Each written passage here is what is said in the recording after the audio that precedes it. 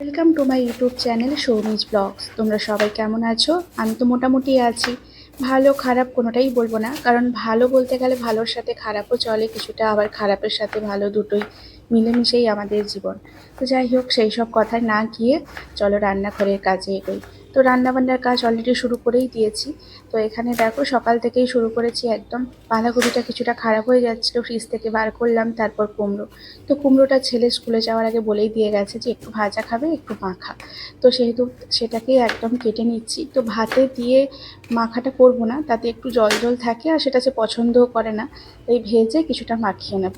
তো সেই জন্য একটু বেশি করেই নিচ্ছি। আর যেহেতু বাড়িতে মা নেই, আমি আর ছেলে, তো সেহেতু দেখো বাঁধাকপিটাও একটু কম করে নিয়েছি, যদি থাকে থেকেই যাবে।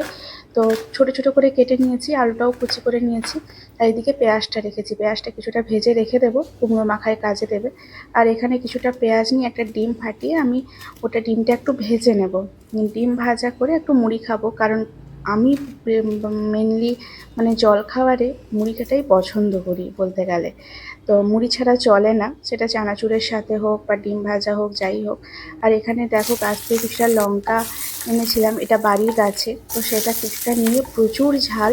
তো আর আমি ঝাল ঝালই একটু বেশি পছন্দ করি। আর এদিকে প্রথমে শুকনো লঙ্কা, তারপর পেঁয়াজটা ভেজে নিয়ে তারপর ভাবলাম ডিমটা ভাজবো। কারণ শুকনো লঙ্কা তো এতটা কাজে দেয় না, আমি একটা কাঁচের শিশিতে ভরে রেখে দিই। প্রত্যেক দিন ভাজার দরকারও হয় না, আর খুব ভালো থাকে।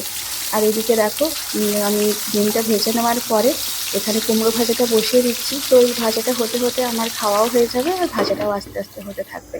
তো একদম গ্যাসের লো ফ্লেম করে এদিক ওদিক একবার পাল্টে দিলেই, যেহেতু পাতলা পাতলা করে কেটেছি, তো কুমড়োটা খুব ভালোভাবেই ভাজা হয়ে যাবে এপাশ ওপাশ।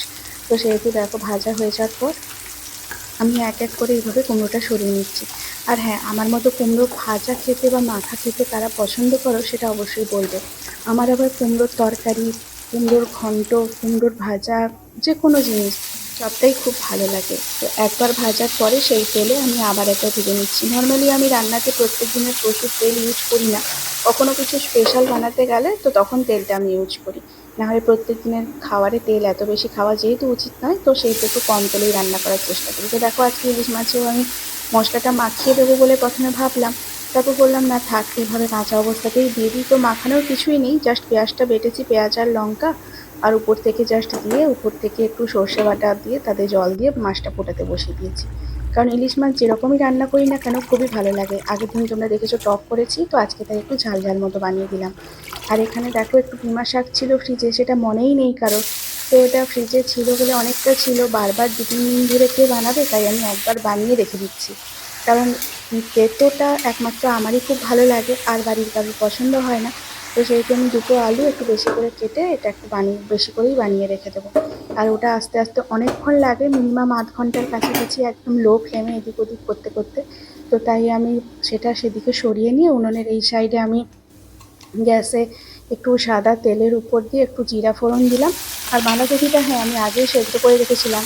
নর্মালি আমি এরকম বাঁধাকপি বানালে, নিরামিষটা বানালে একদম একবারেই কুচি কুচি দিই, কিন্তু আজকে যেহেতু সময় একদমই কম, তাই উপর থেকে নুন হলুদ আর লঙ্কা গুঁড়ো দিয়ে বাঁধাকপিটা তেলের উপরেই ভালো করে নাড়ছিলাম, আর একটু ঢাকা দিয়ে দিলাম যাতে হালকা মশলাটা সেদ্ধ হয়ে যায়। আর এদিকে দেখো ওটাও আলুটাও সেদ্ধ হয়ে গেছে, একটু সর্ষে বাটা দিয়ে দিলেই হয়ে যাবে। দিয়ে আমি আস্তে আস্তে ঢাকা দিয়ে দিয়ে ওটা নাড়তে হবে। তো ওটা অনেক সময় লাগে, মিনিমাম আধ ঘন্টার কাছাকাছি বলেইছি। তো সেই জন্য ওটাকে একটু লো ফ্লেমে আমি ছোটো গ্যাসে বসিয়ে রেখেছি। আর এদিকে দেখো লাস্টে ভাতও করে ফেলেছি। তো এই হলো আমার লাঞ্চের মেনু। তোমরা দেখে অবশ্যই বলো কেমন হয়েছে, ভালো লাগলে অবশ্যই লাইক সাবস্ক্রাইব করে